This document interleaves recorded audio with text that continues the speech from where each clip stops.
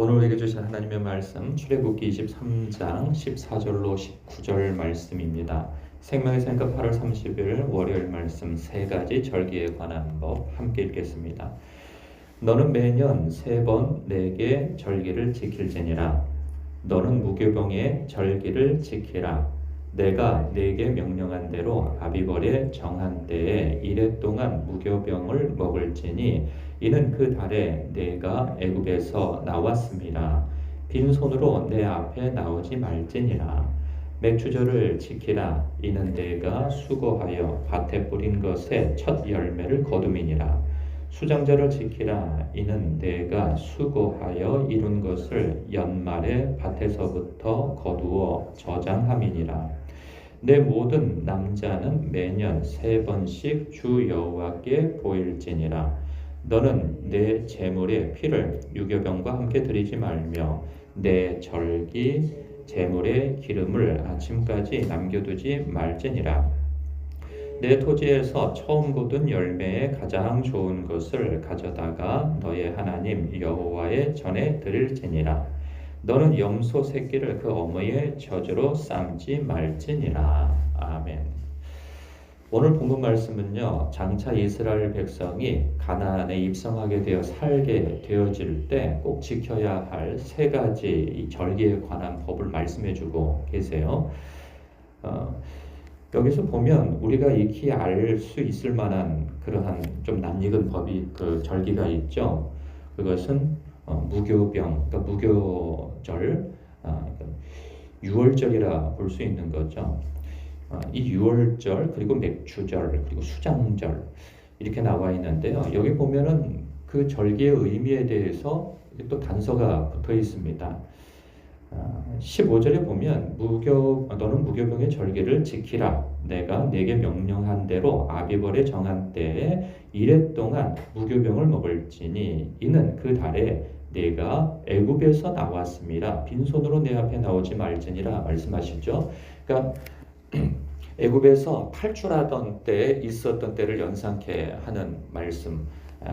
6월절 때에 무교병을 먹을 것에 대한 말씀이 이전에 있었죠. 그래서 7일 동안 6월절이 되어지고 그리고 7일 동안 무교병을 먹는 날로 정한 시기인데요. 이 말씀은 18절과 연결되어져 있어요. 너는 내 제물의 피를 유교병과 함께 드리지 말며 내 절기 제물의 기름을 아침까지 남겨두지 말지니라. 이 무교절 또 달리 표현하면 6월절이라 볼 수 있는데 이때의 절기는 우리나라로 치면 어떤 절기와 이렇게 연관성이 있냐면 그 광복절과 연관이 있어 보입니다. 그 나라 해방의 날이죠. 이 해방의 날을 기억하여 거룩히 지키라 하는 의미에서 이 말씀을 주고 계세요. 그런가 하면 맥추절을 지키라 16절에 말씀하고 있습니다. 이는 내가 수고하여 밭에 뿌린 것의 첫 열매를 거둠이니라. 이 맥추절은 우리도 이 절기를 공식적으로 지키지는 않지만 관례적으로 지키고 있죠. 이것은 그러니까 네가 수고하여 밭에 뿌린 것의 첫 열매를 거둠이니라. 그러니까 농사를 짓기 시작해서 가나안 땅에서 그때 보리 수확으로 이렇게 해서 첫 번째 열매를 거두는 때에 이것을 하나님 앞에 구별하여서 바치라는 거죠. 그게 19절과 연결되어져 있어요. 내 토지에서 처음 거둔 열매에 가장 좋은 것을 가져다가 너의 하나님 여호와의 전에 드릴지니라. 우리나라에서 맥추절을 지키는데 그런 생각이 들어요. 우리나라가 이 농경시대 때, 그러니까 불과 50년, 80년, 한 100년 이전에 보면 그때 아주 뜨거웠지 않았겠습니까? 근데 그때 우리나라 사정은 추석이 있잖아요. 근데 추석이 이렇게 우리나라에서 큰 절기인데 이 추석의 절기 대부분은 이렇게 우상 숭배하는데 이렇게 많이 사람들이 마음을 쏟습니다. 그러니까 조상신에게 그리고 천지신명께 그렇게 해서 우리가 수확할 수 있게 되어졌다고 하는 것을 그 신께 제사를 지내면서 앞으로 더 큰 수확이 있기를 바라는 마음을 염원하지 않겠습니까? 이런 것을 성도들이 받아들일 수가 없었던 것이죠. 그러니까 기왕에 그러니까 관례적으로 국가적으로 하는 것이라 하지만 성경적으로 더 따르기 위한 열심 속에서 무슨 성경이 사실 이걸 지켜라, 규범적으로 지켜라 하는 것은 아니지만 성도들의 열심, 간절한 마음에서 하나님 앞에 더 감사하고 싶은 마음에서 가졌던 절기라는 생각이 듭니다. 그래서 그 맥주절은 그 당시에 보리를 이제 수확하는 때로 맞물려서 한 6월 정도, 제가 뭐 농사를 짓지 않은 덕에 뭐 이게 뭐 언제 수확하는지는 정확하게 모르겠습니다. 우리나라에서. 근데 대략 이게 한 6월 정도 되는가 봅니다. 그래서 우리나라가 지금은 농경사회는 아니지만 그 마음을 가져서 한 1년의 절반 정도의 때에 하나님께서 1년을 봤을 때 절반 정도 이 중간 결산을 하면서 하나님께서 여기까지 인도해 오셨다 하는 그러한 감사의 마음을 담아서 맥주절을 지킨다 생각되어집니다.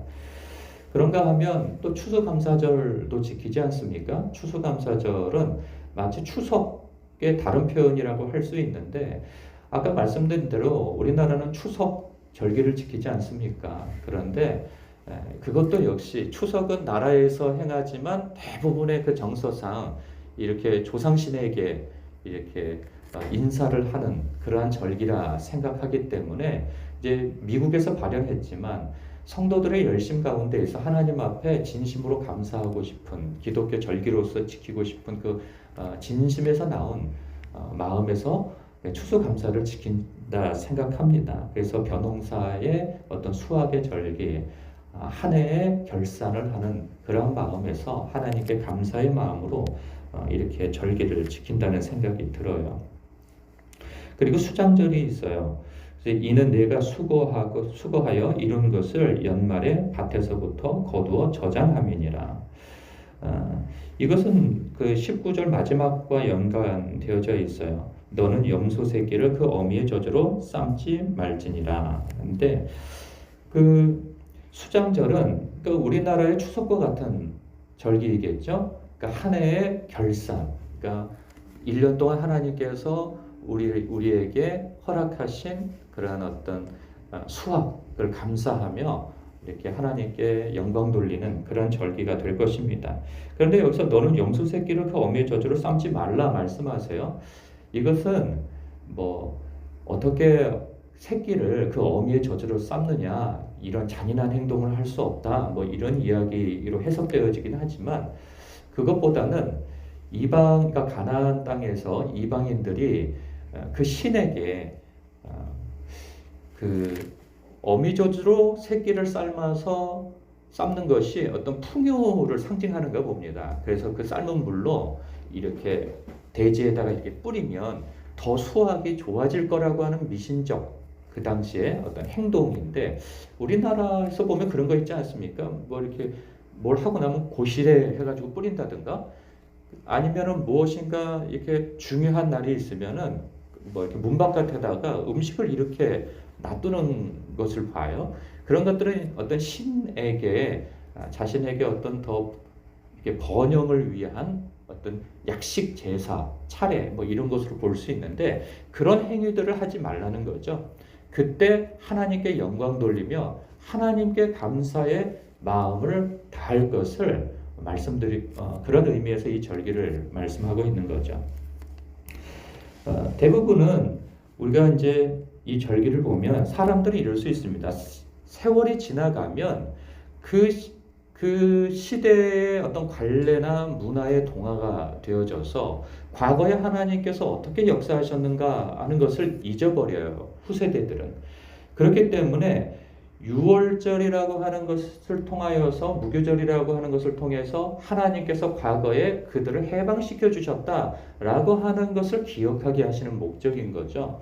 그리고 또 맥추절이나 수장절 같은 경우도 농사를 짓고 살다 보면 이스라엘 백성들이 나중에는 이제 그렇게 무너지죠. 뭐냐면 하나님께서는 광야에서 그들을 농사를 짓게 하시지 않으셨거든요. 그들을 광야 땅에서 메추라기와 만나로 먹이시고 그들을 그냥 무한 공급을 해주셨습니다.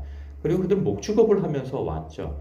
그래서 이제 가나안 땅에 정착했을 때 그들이 유혹받는 것은 그 땅의 풍요로움을 보고 그 이방인들이 섬겼던 그 농사의 신들에게 제사를 지내면서 이 농사를 잘 되게 하는 신이 따로 있다 생각하면서 그렇게 이방인들이 섬기는 그 신을 섬기는 그 관례를 따라서 제사를 지내고 그랬단 말이죠. 그런 일을 단속하고 애초에 없애기 위하여서 이러한 절기 세 개를 크게 정함으로 인해서 결국은 하나님께서 너희들을 구원하여 건져내셨을 뿐만 아니라 너희들이 먹고 사는 그러한 삶도 하나님께서 공급하여 주시고 그리고 인도해 주신다, 채워 주신다 라고 하는 것을 알게 하기 위한 절기라 생각되어집니다. 그렇기 때문에 주님께서는 14절과 17절에 이렇게 말씀하시는 거죠. 너는 매년 3번 내게 절기를 지킬지니라. 17절 내 모든 남자는 매년 3번씩 주 여호와께 보일지니라. 그러면서 하나님께서 이 모든 것을 공급해 주셨다 하는 것을 알게 하시는 거죠. 우리도 살다 보면 이러한 절기들이 있습니다. 광복절, 6.25 이런 그리고 추석 이 모든 것들에 대하여서 사람들의 모든 생각들은 우리 조상들이 열심을 내어주었기 때문에 희생을 해주었기 때문에 그렇게 전쟁에서 이겼고 그리고 나라가 광복이 되어지고 해방이 되어지고 나라가 그리고 이 적들로부터 구원을 받았고 그리고 열심히 살아주었기 때문에 이 나라가 부강하게 되었다는 거 이 모든 것을 인정하죠. 그러나 우리 그리스도인들은 배후에서 역사하셨던 하나님께서 보호해 주시고 돌봐 주시고 채워 주셔서 이렇게 되어졌음을 여겨야 하는 것이죠.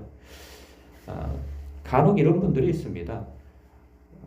교회에서 어떤 절기들을 지켜요. 그러면 아니 성경에서 하라고 규범화되어진 것이 아닌데 왜 추수감사절을 하며 왜 맥추절을 지키며 그리고 왜 사순절을 하며 왜 크리스마스를 하느냐 이거 다 헌금 거두려고 그런 거 아니냐 이렇게 좀 구부러진 마음을 가지고 이렇게 말하는 분들이 종종 있죠.